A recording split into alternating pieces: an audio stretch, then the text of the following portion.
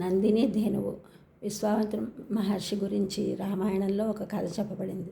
విశ్వామిత్రుడు పూర్వం ఒక రాజు. ఒకసారి వేటకి అరణ్యానికి వెళ్ళాడు. వేట నుంచి రాజ్యానికి తిరిగి వచ్చేటప్పుడు సైన్యంతో సహా వశిష్ఠ మహర్షి ఆశ్రమానికి వెళ్ళాడు. అక్కడ వశిష్ఠ మహర్షి అతిథిగా విశ్వామిత్రుని సత్కరించి పూజించి తదుపరి ఆయన పరివారానికి సైన్యంతో సహా కామధేనువు పుత్రిక అయిన నందినీధేనువు సహాయంతో షడ్రసోపేతమైన భోజనం పెట్టాడు. అప్పుడు నందినీధేనువు మహిమను తిలకించిన విశ్వామిత్రుడు ఆ ధేనువును తనకిమ్మని వశిష్ఠుల వారిని అభ్యర్థించాడు. ఒక రాజు మరొకరి నుండి ఎటువంటి వస్తువును అభ్యర్థించకూడదని, తాను నందిని ధేనువుని ఇవ్వలేనని వశిష్ఠుల వారు విశ్వామిత్రునికి తెలియజేశారు. దానితో కోపం వచ్చిన విశ్వామిత్రుడు బలవంతంగా నందిని ధేనువుని తీసుకుని వెళ్ళడానికి ప్రయత్నించాడు. వశిష్ఠుల వారు ఎంతగానో చెప్పారు. వశిష్ఠుల వారికి 1,00,000 కపిల గోవులను ఇస్తానన్నాడు విశ్వామిత్రుడు. అయినను నందిని ధేనువుని ఇవ్వలేనని స్పష్టం చేశారు వశిష్ఠుల వారు.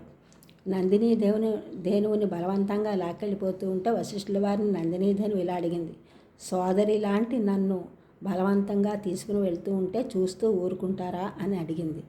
అందుకు వశిష్ఠుల వారు, నేను అశక్తుణ్ణి, నిన్ను నీవే కాపాడుకో అన్నారు. అప్పుడు నందిని ధేనువు తన శరీరం నుండి పెద్ద సైన్యాన్ని ఉత్పత్తి చేసి దానితో విశ్వామిత్రుని యొక్క సైన్యాన్ని ఓటమిపాలు చేసింది.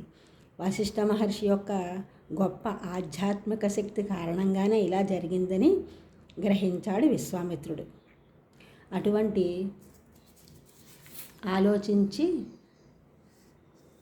విశ్వామిత్రుడు అటువంటి శక్తిని సంపాదించుకోవాలని అనుకున్నాడు. వెంటనే తన రాజ్యాన్ని త్యజించి కఠినమైన తపం ఆచరించడానికి వనాలకు వెళ్ళాడు. ఆ తపస్సు కారణంగా కొన్ని దేవత అస్త్రాలను పొంది వాటితో వశిష్ఠుని ఆశ్రమంపై దండెత్తి ఆయన 100 పుత్రులను హతమార్చాడు. ఆశ్రమంలో ఉన్న జంతు సముదాయం అటు ఇటు పరిగెత్తసాగింది.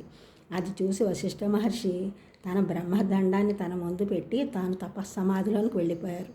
విశ్వామిత్రుడు మాత్రం వశిష్ఠ మహర్షిపై అస్త్రాలను ప్రయోగించడం మానలేదు. అయితే ఆయన అస్త్రాలన్నీ వశిష్ఠుని బ్రహ్మదండం ముందర నిరుపయోగాలు అయ్యాయి. అప్పుడు విశ్వామిత్రుడు ఇలా అనుకున్నాడు. క్షత్రియ బలం దండగా బ్రహ్మ తేజస్సు యొక్క బలమే బలం.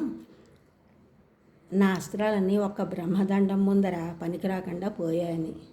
ఈ ఛానల్ చూసిన వారందరూ కూడా సబ్స్క్రైబ్ చేయండి, షేర్ చేయండి, లైక్ చేయండి, కామెంట్ చేయండి. సబ్స్క్రైబ్ చేసిన వారందరికీ కూడా కృతజ్ఞతలు. షేర్ చేసిన వారు, లైక్ చేసిన వారు, కామెంట్ చేసిన వారందరికీ కూడా ధన్యవాదములు.